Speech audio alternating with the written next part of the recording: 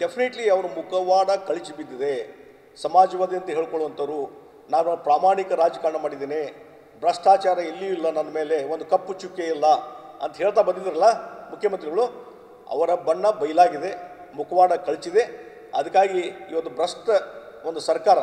ಇವತ್ತು ವಾಲ್ಮೀಕಿ ಹಾಗಾದ್ರೆ ನೀವು ಇಲ್ಲಿವರೆಗೆ ಯಾಕೆ ಸುಮ್ಕೋತೀರಿ? ನಿಮ್ಮ ಹಣಕಾಸು ಇಲಾಖೆ ಅವೆಲ್ಲ ಫೈಲು ಇವತ್ತು ಯಾವುದೋ ಒಂದು ಅಕೌಂಟ್ದಲ್ಲಿ ಯಾವುದೋ ಒಂದು ಡಿಪಾರ್ಟ್ಮೆಂಟ್ನಲ್ಲಿ ಹಣ ವಿಡ್ರಾ ಆಗ್ತದಂದ್ರೆ ಬೇರೆ ಅಕೌಂಟಿಗೆ ಜಮಾ ಆಗ್ತದೆ, ಅದೆಲ್ಲವೂ ಫೈನಾನ್ಸ್ ಇಲಾಖೆಗೆ ಬಂದೇ ಬರ್ತದೆ. ಹಂಗಾರೆ ಅಲ್ಲಿ ಅಧಿಕಾರಿಗಳು ಏನು ಮಾಡಿದ್ರು? ಇದಕ್ಕೆ ಯಾಕೆ ಕ್ವಶನ್ ಮಾಡಲಿಲ್ಲ?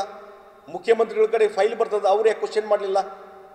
ಹಾಗೆ ನಿಮ್ದು ಇನ್ವಾಲ್ವ್ ಇಲ್ದಿದ್ರೆ, ನಿಮ್ಮ ಗಮನಕ್ಕೆ ಬರದೇ ಇದ್ದರೆ ಇದೆಲ್ಲ ನಡೀಲಿಕ್ಕೆ ಸಾಧ್ಯನೇ ಇಲ್ಲ. 100 ಕೋಟಿ ಎಲೆಕ್ಷನ್ ಬಂದಿತ್ತು, ಎಲೆಕ್ಷನ್ಗೆ ಹಣ ಬೇಕಾಗಿತ್ತು. ಯಾರೋ ಮಂತ್ರಿಗಳು ಎಸ್ ಸರ್ ಇಲ್ಲಿಂದ ಬರ್ತದೆ ಹಣ ಅಂತಂದ್ರೆ ಎಸ್ ಅಂತ ಒಪ್ಪಿಗೆ ಕೊಟ್ಟಿರಿ, ನೀವು ಸುಮ್ಮನಿದ್ದೀರಿ. ನೀವು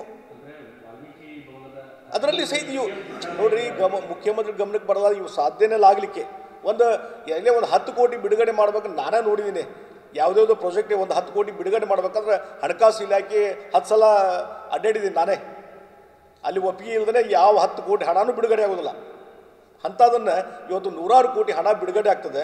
ಹಣಕಾಸು ಇಲಾಖೆ ಕೈ ಕುಂದಿರ್ತಾರಂತಂದರೆ ಇದರಲ್ಲಿ ಅವ್ರದ್ದು ಇನ್ವಾಲ್ವ್ಮೆಂಟ್, ಅವ್ರ ನಾಲೆಜ್ಗೆ ಎಲ್ಲ ಇದೆ ಇದೆಲ್ಲ.